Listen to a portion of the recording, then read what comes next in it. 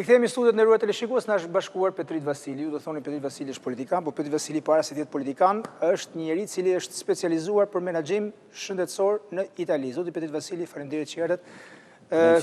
Kujtoj kënaqësi, po, kësaj radhe do flasim për menaxhim situatës, kujtoj që ju keni qenë ministri i shëndetësisë në qeverinë Berisha 2009 e më pas deri në 2013, kur ra AH1N1 apo gripi i derrit, i cili, më korrigjoni nëse kam gabim, nuk erdhi në Shqipëri. Jo. Erdi? Erdi në Shqipëri, pati mjaft shfaqje simptomash, pati dhe humbje jetësh, por pati numrin më të ulët nga gjithë Ballkani, humbjet e jetës më të vogla nga gjithë Ballkani, dhe pati një administrim që dhe në pikpamjet të organizimit, po dhe të mënyrës logjistikës që instaloi, shënoi gjëra tepër të rëndësishme që hyn në punë dhe sot, pasi laboratori i virologjisë i cili është sot në sytë tuaj i ekzaminimeve, është ndërtuar pikërisht unë e kam inauguruar nëse s'gaboj në fund tetorit apo fillim nëntorit të vitit 2009, pasi Shqipëria nuk e kishte një tillë, dhe ju mendoni këtë situatë që ne të mos kishim asnjë ekzaminim, do detyroheshim të shkonim për Europë, një Europë tepër të ngarkuar, gjendja do të ishte krejtësisht jashtë kontrollit. Gjithashtu dhe reanimacioni në spitalin Infektiv, spitalin mirënjohur që është në qendrën e vëmendjes tuaj, që është sot është ndërtuar pikërisht në atë rast. Dhe na qenë jo vetëm përgjigjen e epidemisë, por futën dy element infrastrukturor, të cilat po shërbejnë sot si një pika kyçe në administrimin e situatës së rasteve të rënda, se sigurisht përse edhe kohën situatës në terren ne do kemi mundësi të diskutojmë më gjatë. Po kur SARS-i, ku keni qenë? SARS-i ka qenë 2002-2003. Në atë kohë kam qenë zëvendës ministri i shëndetësisë dhe kryeinspektor sanitar dhe epidemiolog i Republikës.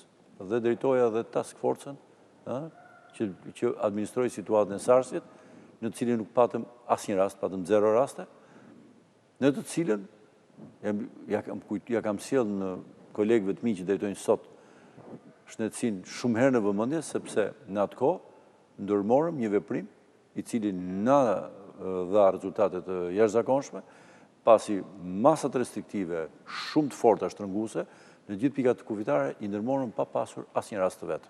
Okej, atëherë pyetja që unë kam, sot jemi në këtë situatë, deri në datën 25, kryeministri, po e citoj, thoshte tekstualisht, ishte digidokra dhe tele, do ta gjej fjalën, që t'ja citoj sakt. Pra, ideja ishte, mos ju referoni televizioneve dhe portaleve, sepse përhapin panik, nuk kemi asnjë rast. Problemi që këtu. Më falë. Jo, më falë. Më tepër për teleshikues, se unë e kuptoj që ju më kapni në ajër se çfarë duhet ju pyes.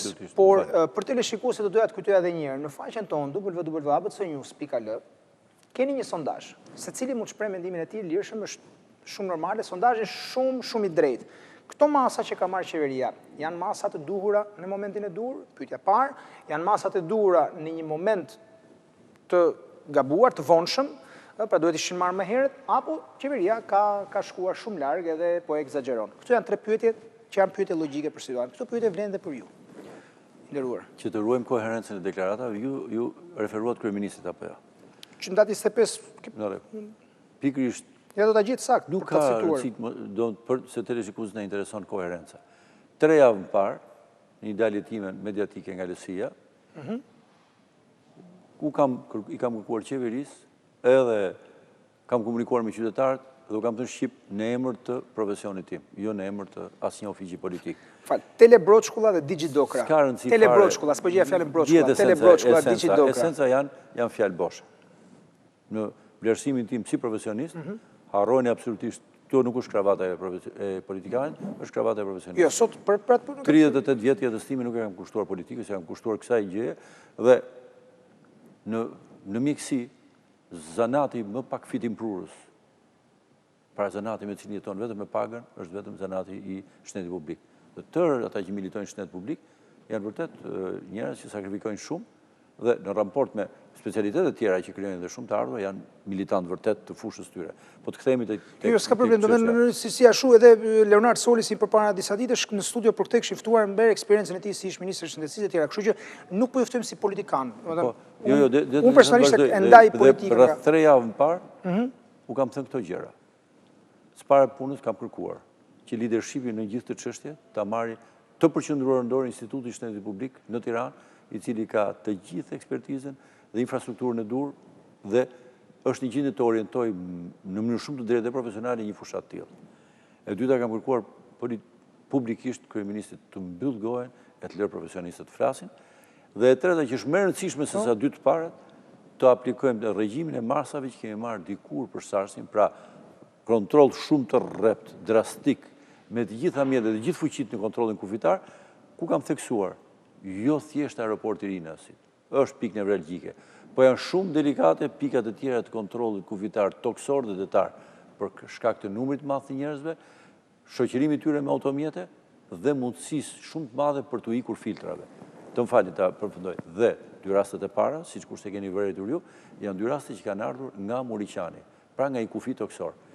Gjithçka kam kërkuar publikisht dhe në mënyrë shumë profesionale, lidhet pikërisht për të qenë përpara me kohën dhe të mos jemi mbas. Do të thotë, ta parandalojmë pandemin dhe jo të shkojmë pas saj. Sot jemi në një moment që janë veprimet janë detyruar të shkojnë të ndjekin pas pandemin, jo të dalin asaj përpara. Janë reagime. Janë reagime.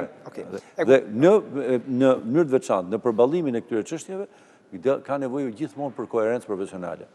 Unë jam përballur shpeshherë. Ty ndërpres pak, Petrit Vasili nuk del nga studio me merakje, po thjesht për të marrë e para njëri u thatë kryeministit mbyll gojen.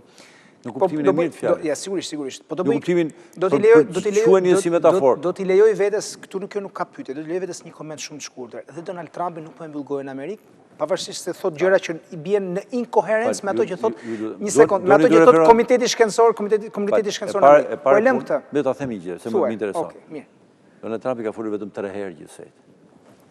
Dhe në të 3 rastet, unë sigurisht e ndjek me një kujdes të madh pasi CDC amerikane, pra qendra e kontrollit të sëmundjeve jete në Amerikë, që është një nga polet botërore më të rëndësishme dhe ka mbajtur saktësisht atë mesazh dhe ka propozuar në çdo rast masa konkrete. Njëherë doli për kërkuar buxhetin disa miliardësh për të përballuar epidemin, ndërkohë që numrat në Amerikë ishin qesharakisht të vegjël, e dyta për masat që kishin bërë për ekonominë, dhe e treta që ishin bërin prapë me takëmën e masave. Do të them, në 3 momente ka del 3 herë për 3 çështje konkrete. Tani bëj dhe unë një kundërpyetje metaforike. I numëroni dot ju daljet e kryeministrit? Vim te dalja e fundit e kryeministrit, që ka të bëjë me argumentin, pra të mbetemi te thelbi të argumentit. Kryeministri sot tha në daljen e tij që murtaja dikur kur udhtoi me qerre në Europë nuk e pengoi të shuante gjysmën e kontinentit. Sepse ka zëra, tha, që na thonë që do të kishim mbyllur më herët aeroportin. Por kjo nuk do ta pengonte virusin të vinë. Tani ky është kundër argument? Jo, të them një gjë. Unë nuk gjej kundër argumente për çfarë arsye. Pse? Është shumë e thjeshtë. Në rast se unë do marr kurajon, dhe do vinë studion tuaj. Ktu ku jam, do them, dashur miku im, studia juaj nuk është mirë, kamerat e vendosur shtrëmbër, ju nuk po keni gjë të putit e duar, toni juaj nuk është i përshtatshëm, andaj këtej, unë në çdo gjë që do kisha thënë nga këtë, unë do kisha provuar në rastin më të mirë nga ju, një nënqeshje ironike nga më të hidhurat, dhe duke më dhënë të kuptoj që ky që nga një idiot. Të njëjtin gjë mendoj unë kur flet Edi Rama për epidemiologji. Saktësisht të njëjtin gjë mendoj. Një njeri i shquar për ignorancën e tij shtetërore, në këtë fushë është më poshtë se sa ignoranca. Do nuk e ke iden çfarë ndihmë e madhe është për profesionistë, ka profesionistë shumë mirë mjekësia. Kryeministri nuk deli këshilluar. Kryeministri ka dhe një fatkeqësi. Për qark është rrethuar nga dihet nga njerëz që nuk e zotrojnë këtë fushë. Dhe po të shikoni ato panelet që dalin e komunikojnë, në 7-8 vet, mezi gjen në një survivor, në një të mbijetuar specialist të vërtet shtetit publik, po të shikoni në ato panelin e gjatë, zonja Bino që është një specialiste ekselente e shtetit publik dhe epidemiologjisë, është një njeri i vetmuar në raport me aradhën e njerëzve të cilët janë folës, vetëm flasin, dhe nuk kanë lidhje me çështjen. Unë dikur, kur krye detyrën, thash që bëja dhe një detyrë politike, flisja thash në emër të atij profesioni, i cili nuk ishte bënde me politike. Pra ishte një rasti fatlume. Dhe desha dal vetëm ta mbyll të gjë. Mesazhet e kryeministrit kanë qenë shpërqendruese, kanë krijuar humbje kohe, dhe në vend të kohezionit profesional, pra kohezionit madh profesional, kanë krijuar vetëm futje të dëmit dhe të mblefit politik, sepse unë do ta mbyll fjalinë time vetëm me kaq. Jo, mos e mbyll fjalinë, do t'jap unë mundësi ta vazhdosh. Pyetja është në funksion. Një sekond. Kur thua kanë shpërqendruar e tjera, është vlerësim. Tani, që të shkojmë për te vlerësimit, dhe mos ta mbyllësh fjalin, po ta vazhdosh, po thjesht ta argumentosh, mund të m'japësh argumentat se përse kanë qenë shtjelluse, që të futemi në thelbin e çështjes. Më du them një gjë fare thjesht. Sot ishte një mesazh kryeministrit, që nuk i referohet kësaj që një tjetër mesazh, që ishte të bënte me ndalimet. Dhe në fund thoshte, ashtu sikurse mposhtëm dhe dolëm më të fortë nga tërmeti, ashtu do mboshim koronavirusin. Okej, dakord. Jo, më fal. Bëhet fjalë do të gjafët të më falni, momenti kur shpallet një gjendje tillë, emergjencë madhore e pa shembull si kjo, të gjithë mesazhet dhe fjalit kanë vetëm një kuptim që lidhet me çështjen. Tani, ti ndërkohë që ne duam gjithë bashkë, kur them duam vërtet, duam gjithë. Tani, ne të dy do futemi te çështja, mos mbetemi te kryeministri. Jo, duhet të them. Të mbetemi te kryeministri, të mbetemi te kryeministri për argumentat, një sekond. Të mbetemi te argumentat. Cilat janë argumentat e kryeministrit? Argumentat e kryeministrit janë, nuk do të kishte efekt dhe virusi do futej. E dyta, do të pezullojmë lëvizjen e makinës. Më falë, do të bëjmë kundërpyetje. Ju e ndiqni situatën në Kosovë. Ju e dini Kosova s'ka raste, është kështu? E mori masën e mbylljes shkollave deri në datën 27 mars? E mori, po. Tani mendoni që kolegët tanë të Institutit Shtetit Publik, që është një institut i shkëlqyer i Shtetit Publik në Kosovë, janë të marrë dhe nuk din ta këshillojnë kryeministrin Kurti dhe janë të pazot, nuk din? Jo, janë shumë të zgjuar. Falë, t'u themi gjë. Janë një grup shkencëtarë shumë të mirë dhe punonjës të shkëlqyer dhe profesionalistë të Shtetit Publik në Kosovë, të cilët duke vlerësuar më së miri kontekstin, morën masat në kohën e dur. Më kuptoni çdo më të marrësh masat në kohën e dur? Pra përpara se ta kesh të prekurin. Atë që kërkoja unë, jo Petrit Vasili Nënkryetari lësisë që është merr i madh, ka fobira, e di Rama. Ky njeriu që ka përballuar ato ka qenë vit parë bashkë me dhjetra njerëz të tjerë të mrekullueshëm, që kemi përballuar së bashku jo një. Nuk ka qenë vetëm SARS, nuk ka qenë vetëm epidemia e gripit derrit, po ka qenë gripi i shpendëve, po ka qenë lopa e çmendur, po kemi përballuar problemet e poliomilitit, kemi kaluar betejë pafund. Tash në emër të këtyre, në emër të kësaj gjë, i kanë kërkuar 3 javë para, jo tani. Regjim të tmerrshëm, masa shumë të fortë parandaluese, sepse çfarë ndodh? Ndodh në epidemi, në epidemiologji dhe në pandemit, ka një gjë, redukton maksimalisht efektin dhe dëmet, e kuptoni? Pra, në vend që ta lë atë të vija i vrulli i madh i ujit, u ngrët digën, e ngrët lart dhe në diçka që do kaloj digën le ta kaloj, se kemi mundësi ta kontrollojmë. Kurse kur është pa digë ky lumi rrëmbyer, lumi rrëmbyer janë rastet e epidemisë, atëherë sigurisht do përmbytet edhe e madhe. Kjo ka qenë atë që kemi shpjeguar. Përse nuk i morën masat si atëherë? Do bëj një pyetje. Unë publikisht si profesionist, si individ, bëj këto këshilla. Pse refuzon? Pse ka kryeministri me gjithë njerëzit e tij frikë e të thonë ore ti filani që jeni, pajtë bisedojmë me ju. Ju keni bërë ca sugjerime publike. Nga se jeni nisur? Çfarë shpëtimi shkencor keni ju në mendjen tuaj që propozoni këto masa e nuk propozoni ca tjera? Më falë, sa keni thënë ju do të për kryeministrin, kryeministri s'të ulet me ju tani të rim tani, domethënë se ka dhe një qasje personale në përveç aspektit profesional dhe shkencor në gjithë Shqipëria dhe jeta shqiptare në mes, apo janë qasjet personale të mia, të Endrit Xhavës edhe të Edi Ramës? Po flas ftohtë. E lëm Petrit Vasili? Jo, në kuptimin jo timin, më jo. Por këtë çështje ndërpersonale. Flas jo më ndërpersonale, lutem, largohu lutem nga kjo çështje fare, po them, të gjithë. Po pse tani nuk i ka pyetur? Po kë është shpyetur nga se nisa ty pyes, përse nuk i ka marrë këto masa? Pra, nëse zonja Silva Bino, të cilin ju e vlerësoni kaq shumë, dhe shumë njerëz që e njohin nga afër e vlerësojnë. Ka qenë është nga të mbijeturat dhe ne kemi pasur këto rekorde që shërbejnë deri diku si protokolle. Përse nuk i mori? Më fal, ato jap një gjë shumë thjeshtë. Po keni shumë thjeshtë. Kosto financiare, frikë. Por më merrni këtë gjë. Kostot i kam kërkuar mbështetjen financiare 3 javë përpara, shumë të qartë, të detajuar dhe kam kërkuar këtë gjë. Duhet patjetër të gjitha materialet mbrojtëse, në radhë parë e kam thënë figurativisht për të ruajtur ushtrinë, pse të kuptojmë diçka. Në pandeminë ka 2 këmbë të mëdha ku zhvillohet skena. Është populli, masa e madhe e njerëzve dhe armata e mjekësore.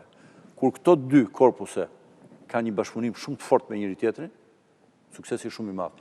Momenti kur ka çarje në kuptimin mundësitë e komunikimit janë të vogla, një pjesë e mirë e kësaj ushtrie, në thonjza po them, mbetet jashtë apo çështja përqendrohet gabim, më the tash, atëherë ndodh një shkëputje, ndodh që ju shikoni dizinteresim, mosbindje ndaj masave. Pse? Sepse besimi tek masat vjen në Itali Gianni Reca, që është drejtori i laboratorit të epidemiologjisë në Institutin Superior të Romës, që është homologu i Institutit Shtetit Publik, i referohen në të gjitha komunikatat që bëhen. Ati, jo kontes. Kontia mjafton me komunikatën, me dekretin një zjerë për masat që shkencëtarët i propozojnë. Dhe gjithkohon ju e keni parë, ju keni referuar dhe këtu në kronikat tuaja, shefe laboratori në Milano, në Rom, në Napoli, etj. Dhe janë ata i dominojnë skenën. Ne dëgjojmë vazhdimisht pa fundësisht ju flet. Ju patë një gjë tjetër, patë një komunikim mediatik. Apo jo dje. Moment kritik ishte apo jo. Flet kryeministri, flet ministri. Tani, tijet, njohurit e mbi epidemit, me pandemit, e këtyre dy njerëzve janë pak të thuash mediokre. Por, çfarë do ndodhte? Mund të rini shumë mirë të heshtur, dhe pikërisht ata njerëz që zotrojnë fushën, ishin ata, sepse kush është problemi i dashur Endri? Komunikon besim edhe tek ty dhe tek mua. Unë te një njeri që ti je një gazetar i vjetër, unë kam shumë besim dhe respekt për gazetarët e rinj, po një që ka ditën e dytë apo tretë të punës, nuk mund të më gjallë besim të jashtëzakonshëm mua, as të shkëmbej opinione me të, as të marr pyetje. Do ta respektoj për detyrën që ka. Figurativisht, nxjerr një figurë të respektuar shkencore nga gjithë komuniteti shkencor.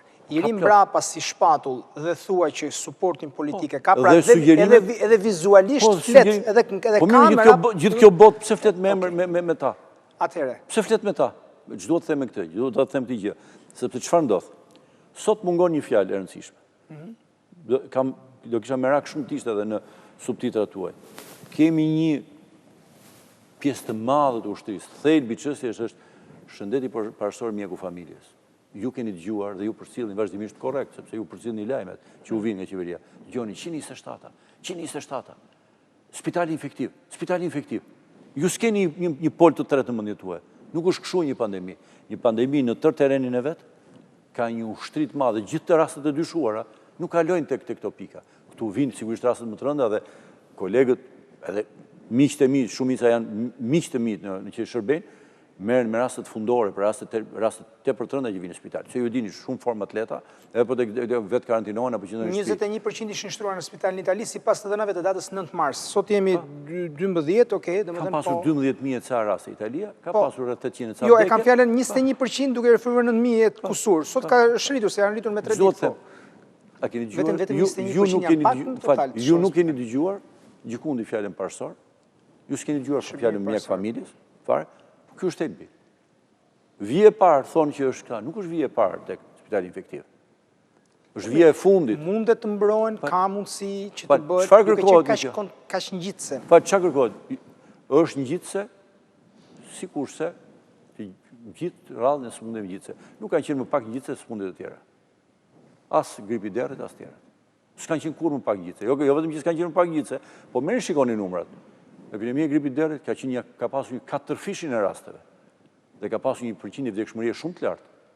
Dhe ju e keni parë, ju sot, në memorien tuaj dhe në eksperiencën tuaj, nuk u ka lënë kujtime të hidhura, sepse administrimi ishte i tillë dhe efikas që nuk e la këtë kujtim të hidhur. Po të ishte administruar keq, do ishte një kujtim i cili do lindte në shenjë dhe në memorien tuaj. Frikë patëm atëherë, absolutisht frikë. Rezultatet, frika, njeriu që s'ka frikë, budallaj s'ka frikë, tërimi ka frikë. Po, duhet të them që por ama do shënjoj tek ju si një moment i fort dhimbje që ndodhi. Nuk ndodhi kështu, pikërisht për këtë. Dhe prandaj desha të them, mobilizimi i gjithë i fronti, trajnimi, mbrojtja e tij me mjetet mbrojtëse të gjitha, i gjithë ushtrisë së mjekëve që shërbejnë në të përgjithshëm. Çfarë mund bënte shërbimi parësor, për shembull që nuk po e bën? Parësori e para punës ka një gjë. Fokusi duhet të kthehet atje. Ju e dini që njerëzit hynë dalin për shumë pika kufiri nga Shqipëria. Po marrin ata që mund ta bien, sepse ne është deduktuar dhe besoj që është një deduksion. Po me kaq sa kemi neve me shumëfishimi 2.5 për çdo të prekur, ne tani teorikisht duhet të shkojmë. Ma lër ta bëj arsyetimin deri në fund.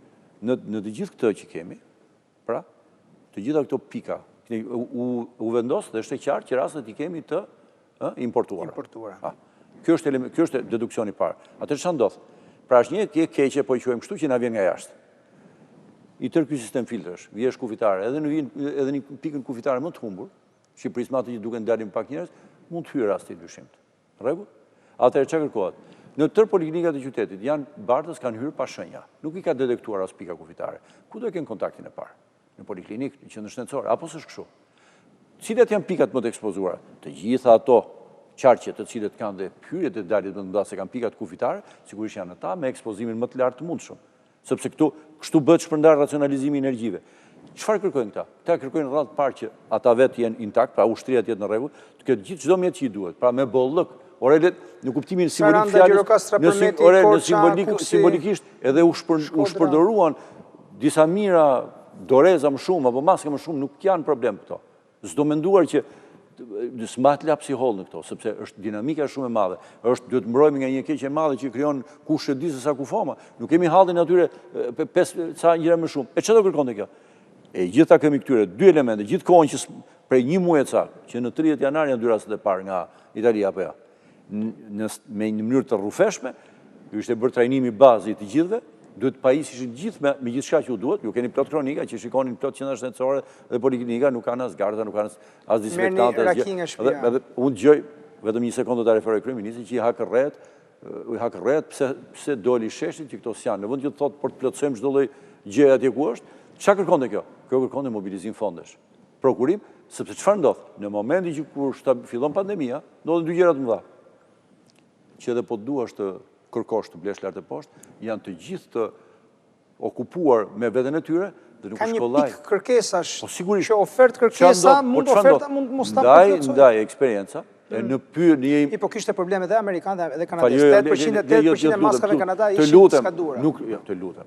E para punës, le me maskë të skaduara është histori tjetër, e diskutojmë po duash. E para punës ne luajmë me numra shumë të vegjël. Dhe kërkesat tona ishin lehtësisht të plotësueshme pasi problem. Se kush ishin tërpikat e epidemisë? Që ta kenë qytetarët letë. Diagnoza një, është laboratori. Çfarë duhet për laboratori? Kite me bollëk. Po që bëjmë vlerësim? Vlerësim mund na duan, po ja, na mjaftojnë 1.000, jo 1.000, bli 6.000, 7.000. Në raport me përqindje numerike, duke parë Italinë si vendi më i prekur, duhet të kemë minimum 7.000. Po, do t'i kemë atje. Po nuk i përdora 7.000. Po, ka një problem se do venin 500 doza 500 kite do venin dëm edhe në raport me 110 njerëz që mund të mbasin?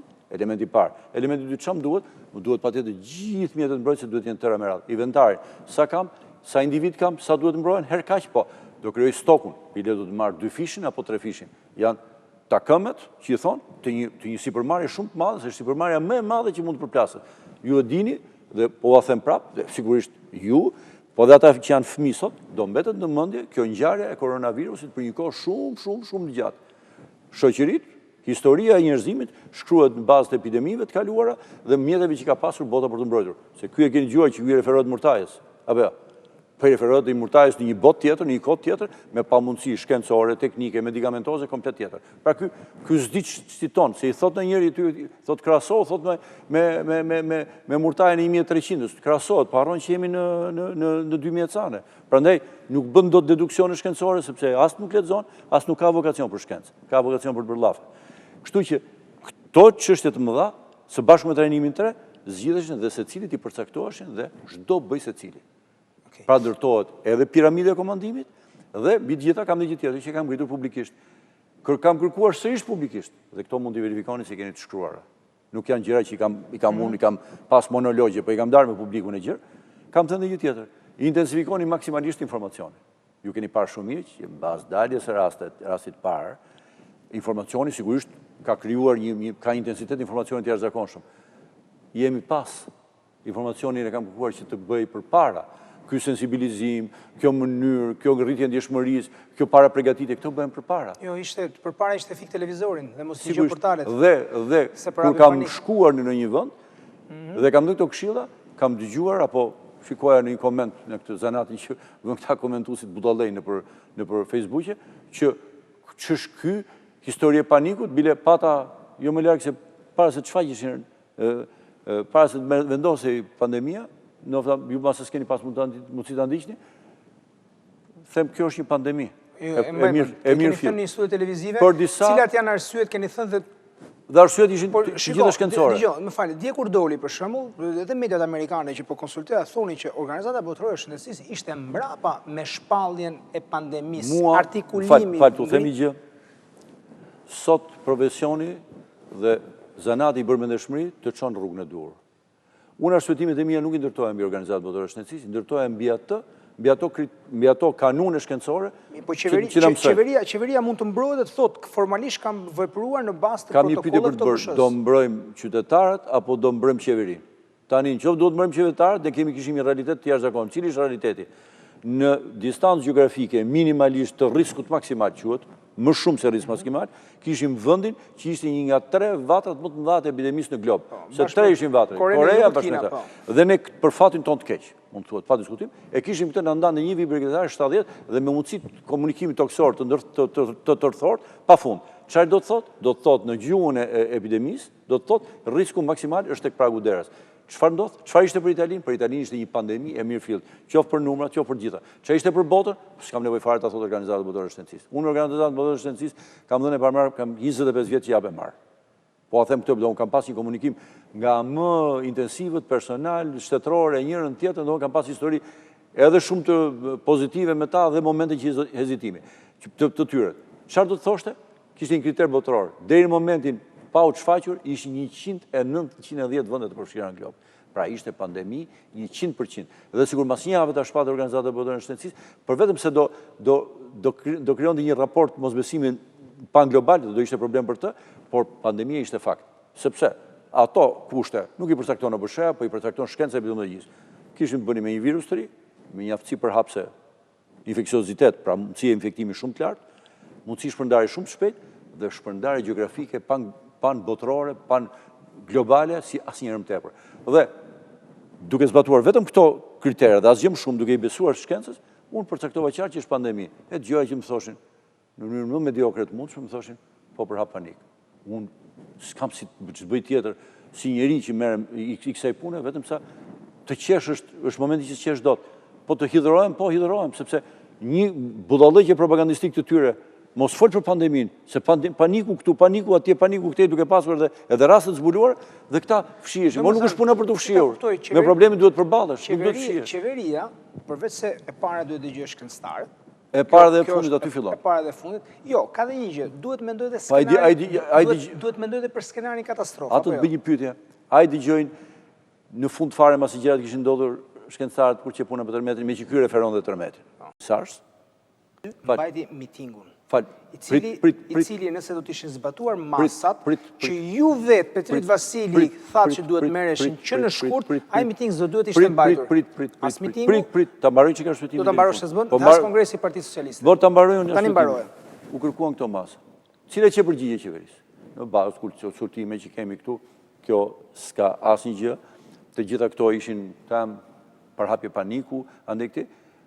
Ka pasur edhe masa administrative për një shkolla se çfarë ishte të tash. Dhe shkroneve që ishte absolutisht e gabuar, tregoj shkolla ishte. Fal, dhe ishin gjithë këto gjëra. Tani, ç'është e tillë? Të gjithë ne sugjerojmë, vendimarrje nuk kemi. Po. Presidenti s'ka vendimarrje, unë nuk kam vendimarrje. Plot kolegë të mi që shkruajnë aty ku munden në Facebook, aty ku shkruajnë pak të nxjerrin atë duftin e tyre shkencor, po se njëri nuk i dëgjon më, sepse janë përbuzur. Shkruajnë gjithë. Këta nuk i dëgjojnë dhe bëjnë. Mbi kë bie përgjegjësia? Po mbi këta bie. Dhe me që kishe merak në mitingut, në basë gjithë sigurive absolute, bile edhe kritikës për përhapje paniku, sepse sigurit shkencore ishin të tyret absolute, si pas tyre. Ku ishte gabimi në mbajtje mitingut? Okej. Kjo është qëndimi, nuk s'kisha nërëm përmenja presidentin, se ishte si kolpo basë, në goditje poshtë brezit, përmenja presidentin, po e përmëndët ju, dhe unë po ju pyes. Ama që do ndodhë? Që do bëja unë po t'ishe kryeminist? Qoftë se një thirrje vjen nga Presidenti i Republikës, i cili sigurisht unë jam i bindur që informohet gjëre gjatë, mbi gjërat, dhe kur merr përsipër të jap një mesazh, se mesazhet janë të rëndësishme. U informua presidenti dhe mbajti mitingun, tani i bie që presidenti i besoi qeverisë, jo, problemi është i tillë. Dalë ta çojmë arsyetim deri në fund. Më parë i do bënte njëri i përgjegjshëm, e ndërgjeshëm, do kishte kërkuar të bënte një takim zgjeruar. Edhe me presidentin, edhe me njerëz të fushës, ora ky mesazh që vjen nga kreu shtetit, cilat janë elementet shkencore, cilat janë elementet që na lidhin me rajonin, po më gjerë me Europën, po cilat ajo këtu, po ndërkohë do merrim edhe përfaqësues në Organizatën Botërore të Shëndetësisë në atë kohë, do bëj një rezume të gjithë opinioneve, do thoshim, po mase nuk është kohë e dur për këto arsye. Ndodhi kjo? Po ju flisni sikur ishit atje, si ishin në qeveri, mbase ka ndodhur dhe ka menduar edhe pa që nevojë ta bëj publike që po unë nuk di që të ketë batu një takim, që ndodhe i fshet që nga takuar presidenti me kryeministrin. Jo presidenti me kryeministrin. Po mirë mo tani temi gjë, orë më falë. Se vendimarrën e ka kryeministri, ju thatë se vendimarrën, ju thatë vendimarrën e ka presidenti. Tani vendimarrën, do me takimin të Do që ndojmë dhe logike gjera, thash, unë po lëshojmë, ju po lëshoni mesazhin. Dhe unë, në qoftë se mua mesazhi juaj, ju jeni presidenti, unë gjë parë do kërkoja me ju, falë, ta çoj deri në fund të shpjetimin, se na kuptojnë edhe njerëzit. Presidenti ka ngeli duke thënë Kurra Bilali, tani si takon. Fal. Tani, po i pyetja unë tani. Se ajo që ja them ju, ja them, kur priten urat e komunikimit ndërpersonal, është shumë e vështirë të kesh komunikim institucional. Nuk ndahet dot kjo që në mes ka kufoma s'ka kufoma.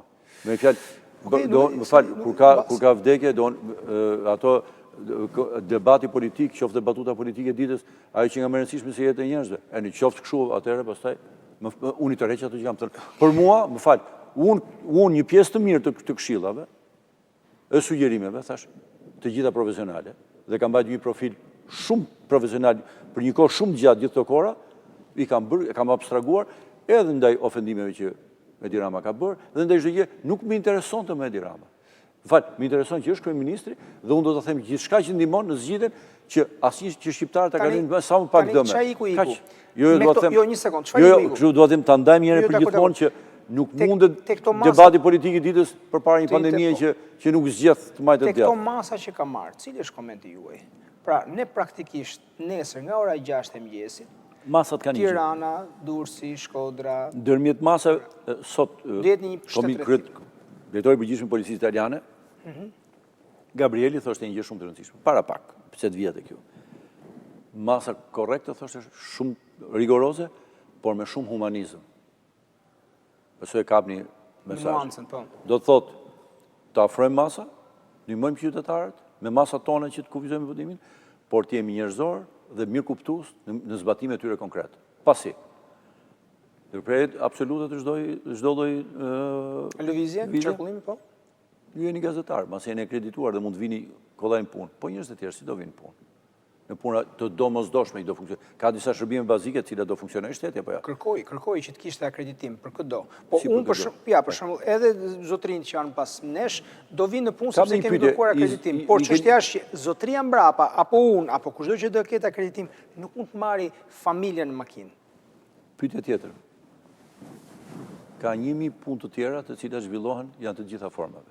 Ka duhet listuar në mënyrë të qartë cilët ishin shërbimet alternative që afroheshin. Ka plot kushte disa njerëz që janë të moshuar, cilët ka njerëz që shkojnë kujdesen për ta.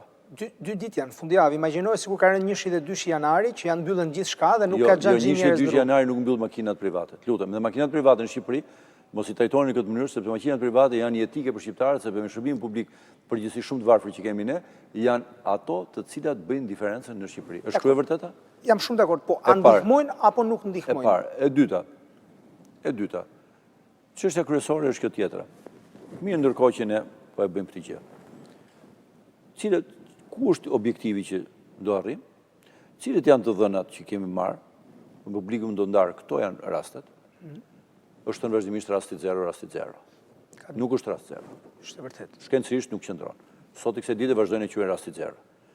Çfarë ka të keqë rasti 0? Rasti 0 përqendron kujdesin në vende të tjera dhe përqendron që ne rastin 0 e kemi. Pra dim fillin se ku ecën nga pjesëmarrja metodologjike. Nuk e kemi fillin.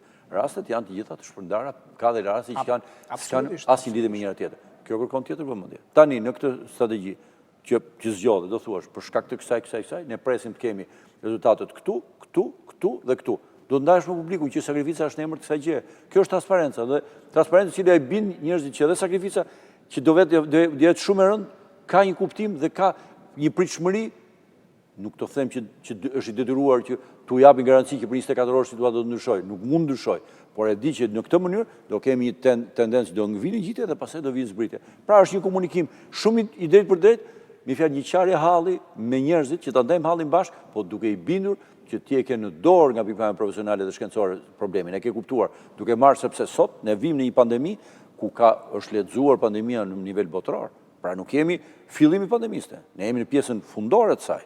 Pasi po konsumohet në gjithë globin. Dhe ngjarja madhore që atje ku ishte rezervuari themelor, vendi ku lindi Kina, sot po kremtonte momentet e daljes përfundimtare nga epidemia, janë momentet që duan interpretim, me fjalë çdo të thotë kur je në pjesën kur epidemia po shkon drejt po themi drejt mbylljes, ndërkohë që vatra është shuar, cilat janë efektet që janë efektet bisht, efektet që janë zgjatimet. Këto janë zgjatimet e epidemisë kinës që vinë deri këtej, cilat është konteksti evropian, po konteksti ballkanik, me leximet që bëhet me një komunikim shumë intensiv me vendet e Ballkanit. Pra, do krijosh atë që mund të quhet një algoritëm ballkanik që të jep mundësi ty të deduktosh dhe të thuash njerëzve, po, kemi këto 3 ditë sakrifica, se duke të shprehë të shtunë diel, mos e ka bëj. Të premte të shtunë të diel mesnatë. Diel mesnatë, duhet 3 ditë, nuk vjen 2, se ju obluat një ditë të rëndësishme. Thash 100%, po dakord. Dhe dua të them këtë gjë, dhe ndërkohë cilat janë mjetet alternative. Unë po them vetëm kaq, një koleg, një mjek, i cili i thash, po ju si do bëni, nuk dim, po na tha, s'kisha asnjë njoftim.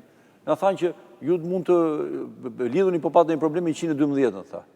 Tani marr 112 që nga telefoni policisë.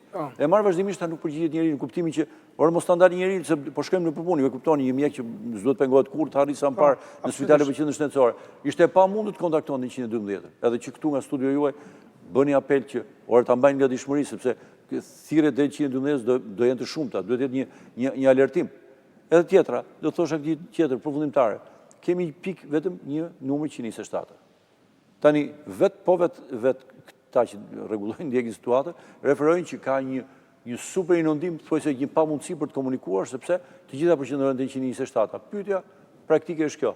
Mjafton 127? Ja bëre zotit Brata, e kam pasur në studio dhe më thanë në rast epidemie, do të ishte e tepër, nuk do të përballoj, por u vendos 127 sepse mendoj që ishte strukturë ngritur. Po ishte një strukturë ngritur, e cila ne nuk kemi pas 127 në epideminë e tjera, kemi pas informacion i cili grumbulloi gjithë një dorë që ishte në Institutin e Shëndetit Publik, sepse s'ka institucion tjetër në Shqipëri, i cili mund të përpunojë të dhëna, i cili mund të lexojë edhe krijojë kurbat të tendencave, të orientojë edhe veprimet tjetër përveç Institutit të Shëndetit Publik. Sot të gjithë, unë kam dëgjuar plot kolegët mit, edhe kam respekt për ta, për vullnetin e mirë që ata t'japin këshilla, po një pjesë e tyre janë këshilla, jo këshilla të përcipta, them, jo profesionale, nuk them, po të përcipta se nuk janë të fushës tyre. Ju e kuptoni që mjekësia për fat mirë ka një ndarje të punëve të veta, dhe secili di mirë punët e veta. Dhe prandaj edhe Instituti i Shëndetit Publik si qendër e referencës e suksesshme.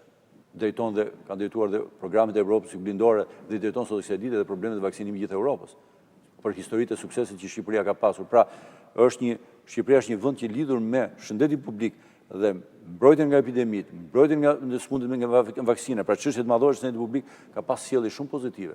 Nuk duhet t'i Nuk e konsultojnë të kryeministrin këta nëse e marr për të mirëqen një moment që kryeministri nuk dëgjon njëri, nuk kanë fuqi bindse, nuk kanë si funksionon. Nuk kanë fuqi bindse sepse në kohën tuaj ishte çështje vullneti apo njerëzit ishin më të trim atë jo, do themi gjë, unë do themi gjë. Unë kam fat doni një opinion tim personal, mua më ka qelluar për shkak të punës të punoj me disa kryeministra.